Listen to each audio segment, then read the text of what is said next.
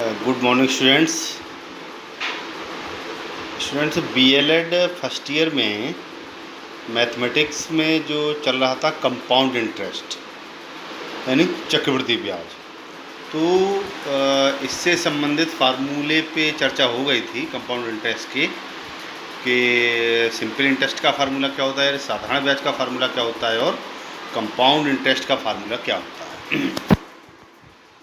इन दोनों बिंदुओं पे चर्चा हो गई थी। आज हम कंपाउंड इंटरेस्ट के फार्मूले के साथ साथ कुछ एग्जाम्पल और कुछ एक्सरसाइज के क्वेश्चन भी आप लोगों को बताएंगे। तो देखिए, कंपाउंड इंटरेस्ट में चक्रवृद्धि ब्याज में जो मैंने आपको बताया था कि इसमें मूलधन को ब्याज में प्रतिवर्ष जोड़ दिया जाता है, अर्थात ब्याज को मूलधन में प्रतिवर्ष जोड़ दिया जाता है। जैसे अगर 1000 रुपये किसी व्यक्ति ने 4 वर्ष के लिए 5% वार्षिक ब्याज की दर से उधार लिए, तो क्या होगा, पहले वर्ष में जो ब्याज होगा 1000 रुपये का 5% के अकॉर्डिंग जो भी ब्याज आएगा उस ब्याज को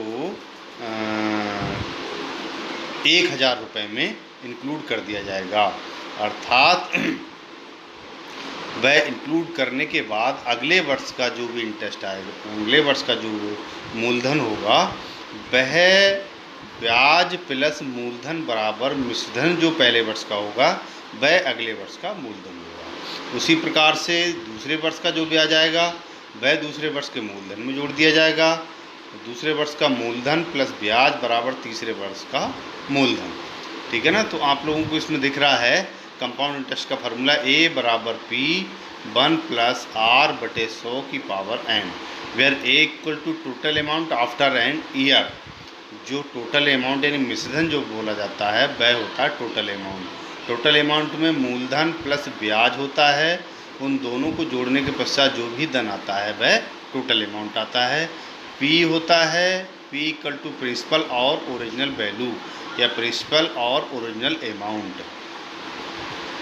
तो P जो होता है मूलधन होता है, जितने रुपए व्यक्ति ने उधार लिए हैं वह उसका मूलधन कहलाता है। R इक्वल टू रेट होता है, रेट मीन्स किस दर से व्यक्ति को पैसा उधार मिला है 5% की दर से, 4% की दर से, 8% की दर से, 10% की दर से, जितने प्रतिशत वार्षिक ब्याज या छमाही ब्याज या त्रिमाही ब्याज के हिसाब से व्यक्ति को पैसा दिया गया है वह हो जाता है रेट। और n इक्वल टू हो जाता है number of year in interest invested, यानी कि कितने वर्ष में हमें उस धन को वापस करना है। Number of year the money is invested. ठीक है ना। तो ये हो जाता है पहले वर्ष का ब्याज और दूसरे वर्ष का ब्याज। इसी प्रकार से देखिए, दूसरे भी कोई भी आप फार्मूला देखेंगे तो उसमें यही चीज़ आपको सामने आएगी, एक टू पी 1 प्लस R बटे 100 की पावर NT। NT क्या होता है, nth टाइम, टाइम कितना है इसमें सभी अलग अलग दिया गया है। A इक्वल टू अमाउंट है, P इक्वल टू प्रिंसिपल है, अमाउंट है, R equal to interest rate है, N equal to number of times है और T इक्वल टू ईयर है। ठीक है ना। तो ये जो फार्मूले हैं, इन फार्मूलों की सहायता से ही आप किसी भी क्वेश्चन को सॉल्व करेंगे। और अगर चक्रवृद्धि ब्याज का क्वेश्चन आता है तो उसको या तो आप अगर सिंपल इंटरेस्ट के फार्मूले से सॉल्व करेंगे तो प्रत्येक वर्ष के लिए, अगर 4 वर्ष के लिए निकालना है तो प्रत्येक वर्ष के लिए अलग अलग आपको सॉल्व करना पड़ेगा। लेकिन अगर कंपाउंड इंटरेस्ट के फार्मूले से आप निकालेंगे तो सीधे सीधे आप उसके अकॉर्डिंग सीधे सीधे एक बार में ही 4 वर्ष का ब्याज आप निकाल सकते हैं। अब आते हैं एक्सरसाइज की तरफ। एक्सरसाइज में देखिए,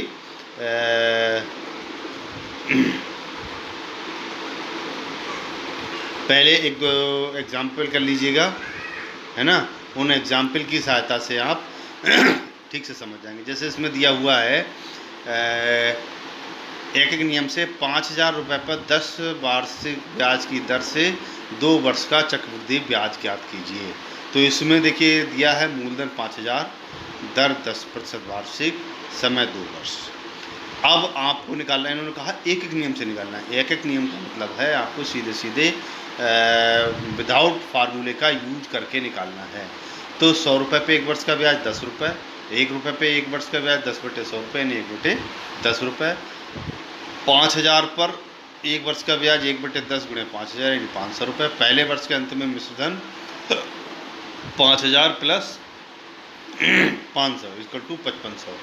अब जो पहले वर्ष का मूलधन था 5000, उसमें 500 रुपये इन्होंने ब्याज जोड़ दिया, तो पहले वर्ष का मूलधन प्लस ब्याज इक्वल टू मिश्रधन हो गया 5500 रुपये। अब दूसरे वर्ष का मूलधन कितना होगा? पहले वर्ष का मूलधन था 5000 रुपये, दूसरे वर्ष का मूलधन होगा 5500 रुपये। ठीक है ना? तो अब दूसरे वर्ष पे आप निकालिए। ऐसे ही 100 रुपये पे 1 वर्ष का ब्याज 10 रुपये, एक पे 1 रुपये का ब्याज 10/100 और फिर आप निकालेंगे इसको 5500 रुपये पे 1 वर्ष का ब्याज यानी कि 1/10 गुणे 5500 इक्वल टू 550 रुपये। तो दोनों वर्षों का जो कुल ब्याज हुआ वह पहले वर्ष का ब्याज 500 रुपये हुआ, दूसरे वर्ष का ब्याज 550 रुपये हुआ। देखिए दोनों में अंतर आ गया। अगर 5000 रुपये पे ही आप निकालते, अगर मूलधन आपका सेम ही रहता तो पहले वर्ष का ब्याज भी 500 ही आता, दूसरे वर्ष का ब्याज भी 500 ही आता। लेकिन जब पहले वर्ष का जो मूलधन था वह दूसरे वर्ष के मूलधन प्लस ब्याज में इंक्लूड हो गया, इसलिए दूसरे वर्ष का ब्याज जो आया 5500 रुपये है। तो कुल मिला के 1050 रुपये ब्याज आया। अब आप इसको अगर उससे निकालेंगे फार्मूले से निकालेंगे तो सीधे सीधे A बराबर P 1 + R/100 के बराबर N से आप निकाल सकते हैं। तब भी आपका आंसर ये 1050 रुपये ही आएगा। अब देखिए बिल्कुल इसी की तरह ये नेक्स्ट एग्जाम्पल है। 500 रुपये का 10% वार्षिक ब्याज की दर से 3 वर्ष का चक्रवृद्धि ब्याज ज्ञात कीजिए। तो देखिए इन्होंने जो दिया है मूलधन दिया हुआ है 500 रुपये, दर दी हुई है 10% वार्षिक, वर्ष दिए हुए हैं 3 वर्ष यानी कि 3 वर्ष का चक्रवृद्धि ब्याज ज्ञात करना। अब आप लगाइए फार्मूला, मिश्रधन बराबर मूलधन 1 + दर/100 की पावर समय। ठीक है ना? तो मूलधन कितना हुआ, मिश्रधन तो हमें पता नहीं है और मूलधन हमें पता है 500 रुपये। 1 + दर कितनी है 10%/100 है ना, की पावर समय कितना है 3 वर्ष है। अब देखिए 500 रुपये मूलधन था, दर 10% थी है ना, समय 3 वर्ष था। अब इसको कैलकुलेट कीजिए, 0 से 0 कट गया, 10 × 10 और 11/10, 10 की पावर 3। अब देखिए कैलकुलेट करिए, 500 गुणे की पावर 3 है तो ये हो गया ऊपर 11 × 11 × 11, नीचे हो जाएगा 10 × 10 × 10। ठीक है ना? तो अब आप इसको अगर कैलकुलेट करेंगे तो 500 × 11 × 11 × 11/1000 काटिए, 2 0 से 2 0 कट गए, 5 दूना 10 हो गए। ठीक है ना? 11 11 में 121, 121 की जब 11 से गुणा करेंगे और वो नीचे जो है 2 से जब भाग देंगे तो आपका आ जाएगा 665 रुपये 50 पैसे। ये आपका क्या आया, ये आपका आएगा चक्रवृद्धि ब्याज। ठीक है ना? तो जब आपने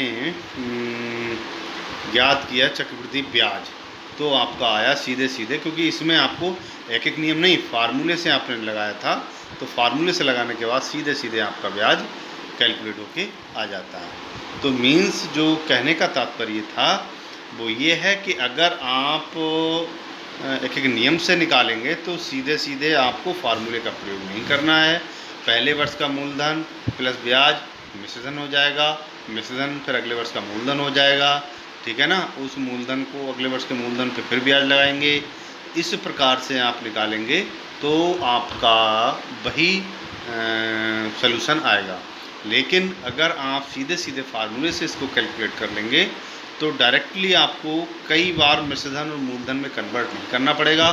सीधे सीधे मिश्रधन बराबर मूलधन 1 + दर/100 की पावर समय से आप कैलकुलेट करके उसको निकाल सकते हैं। तो इससे संबंधित कुछ आप लोगों को क्वेश्चंस मैं दे रहा हूँ। इन क्वेश्चंस को आप लोगों को सॉल्व करना है, और सॉल्व करने के उपरांत अगर किसी भी क्वेश्चन में कोई भी प्रॉब्लम क्रिएट होती है तो आप मुझसे पर्सनल संपर्क कर लीजिएगा, पर्सनल मेरे नंबर पे भेज दीजिएगा या फिर ग्रुप पे भेज दीजिएगा। मैं आप लोगों को उस क्वेश्चन को सॉल्व करके आपके ग्रुप पे या फिर पर्सनल नंबर पे भेज दूँगा। तो देखिए प्रश्नावली 11A के ये 1 2 3 4 क्वेश्चन ये हैं।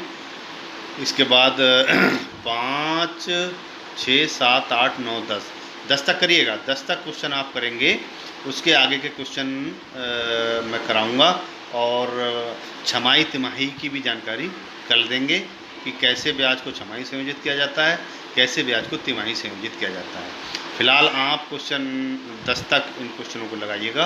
अगर किसी बच्चे को कोई प्रॉब्लम आती है तो फिर आप मुझे बताइएगा, मैं उस क्वेश्चन को आपको सॉल्व करके बता दूंगा। तब तक के लिए घर पे रहिए, स्वस्थ रहिए, नियमित अध्ययन करते रहिए, क्योंकि नियमित अध्ययन ही एक सफलता की एक कुंजी है। बिना नियमित अध्ययन के आप किसी भी कंपटीशन को विन नहीं कर सकते। धन्यवाद।